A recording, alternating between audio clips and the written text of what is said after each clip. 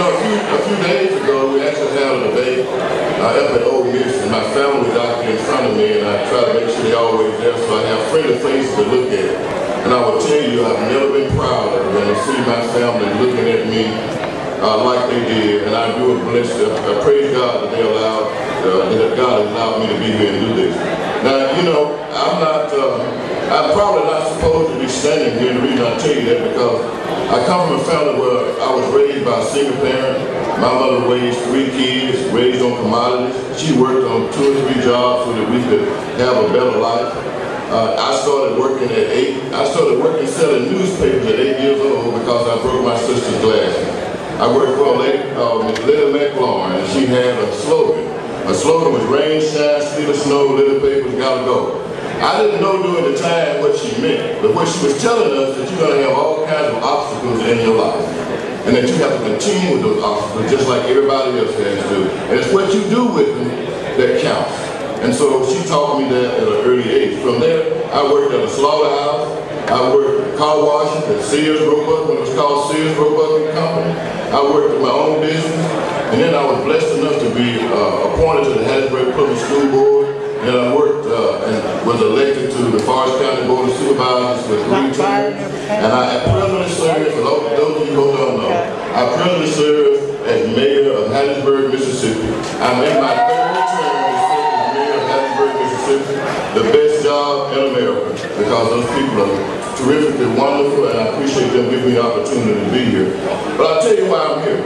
I'm here because my mama taught us that growing up poor was not an excuse.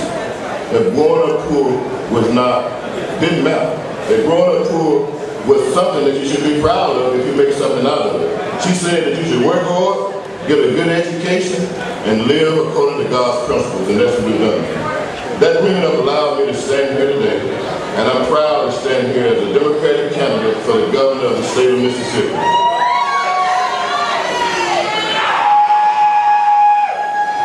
You know, one thing that I will tell you that we've gone on this trail, we've gone all across this state. We put over 40,000 miles on a Ford Flex, talking to people as much as we could, talking to different groups, small groups, big groups, didn't matter. If it was one person, we talked to that one person. And one thing was apparent, is that everybody talked about us needing jobs in Mississippi. I'm proud that that's what we've done in Hattiesburg. We've created an environment in Hattiesburg to create 1,000 jobs last year. One of the only cities in the state has been able to do that. And we created another 1,000 jobs this year where they actually pay average $40,000 a job. Now it sounds like a lot of money in Mississippi, and it is a lot of money in Mississippi. We should be making more than that, and that's what we're working towards, so we can make more than that. But you know, we ought to be able to do that on the state level first. But you know, in order to do that on the state level, we got to do a number of things. The first thing we got to do, we got to concentrate on small business development. You know, 97% of the businesses in Mississippi are small businesses. 60% of the people who work in Mississippi work in small businesses. We got to make sure we give incentives to the small businesses because they stuck it out. They stayed here. When other small businesses have taken the incentives, and when the incentives are over, then they leave. We got to make sure that we reward those small businesses here in Mississippi so they can expand, so they can create more jobs like we do now. That's the first thing. Then we got to be proactive. You know, when I told you about those new 1,000 jobs that we created, or have created in Hattiesburg, one of the things that we did in those new jobs is we had this company to come and say they were going to bring 1,000 jobs in 5 years. We said, that's fine. They wanted to have incentives. Well, instead of being shy and sitting back, we said, okay, that's fine. We'll give you what you want, but you got to give us what we want. And they said, what do you want? We said, we want Mississippians to put to work. We want you to hire Mississippi people, not bring people in from California. We also wanted you to hire contractors in Mississippi and not bring contractors in from outside our state. You know, the companies want to come to Mississippi. You know why? Because we have good tax structure, we have good workforce development, we have a cost of living that's low, and we make concessions to them. But we ought to be fair. They ought to be fair with us just like we're fair with them. Fairness in our budgetary process as well. Do you know that of the top 150 businesses in Mississippi, 103 don't pay taxes? I want to show of hands, how many of you all out there don't pay taxes?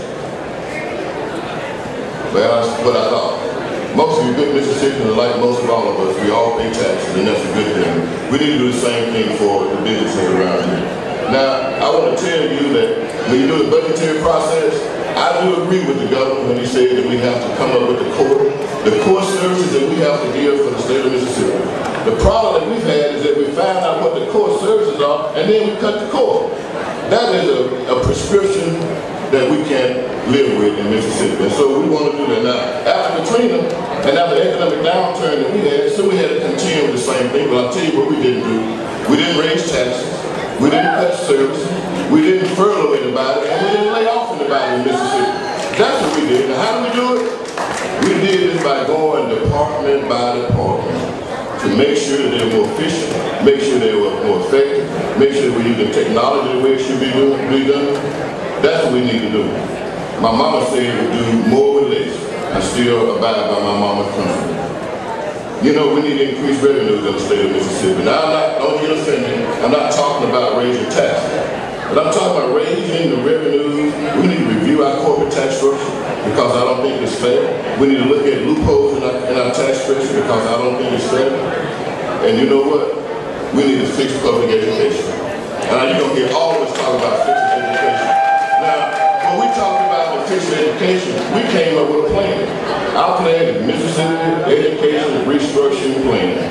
And we come up with a restructuring plan because most of everybody wants to reform education.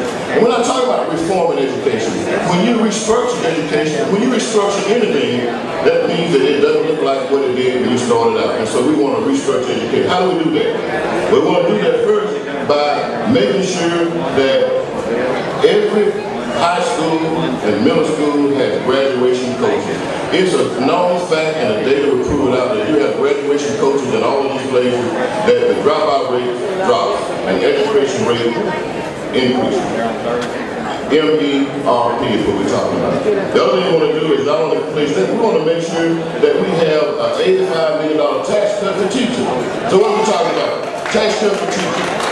We want to make sure we have an $85 million tax cut for teachers and for parents. How do we do that? We do that by doing what the state promised. You know, 15 years ago, what the state said they were going to do was raise taxes about 1 cent, and 10% of that 1 cent was going to go to supplies for our students and for our parents so they wouldn't have to pay for supplies.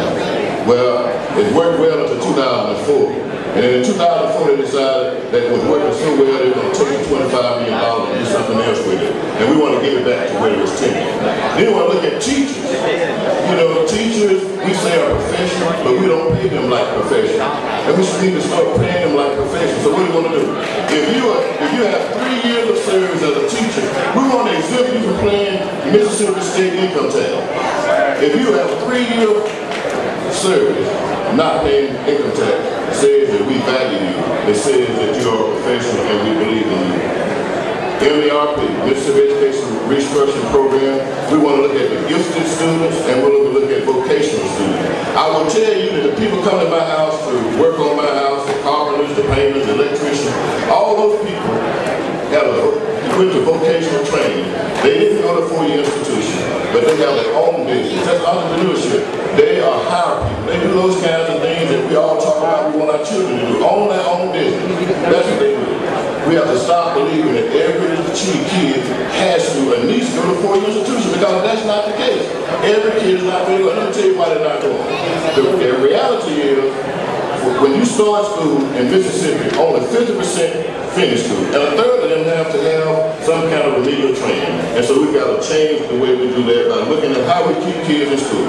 Also, early childhood development. That's somewhere we ought to be. Early childhood development, not early childhood education. If the state's not going to fund it, then we need to look at the daycares that we have and the private individual daycares and incentivize those by using things like the STEP program or building blocks that we already have in Mississippi and take out the red tape. I want to also look at our women and children issues. It was a shame in Mississippi that half the children that live in Mississippi, half the children live in Mississippi are eligible for child support. And that child support is only like $50 per month. So I want to thank you all for allowing me to come here. This is the greatest opportunity I could ever have. I want God to bless Mississippi, God bless the United States, and God bless you and your families. Thank you.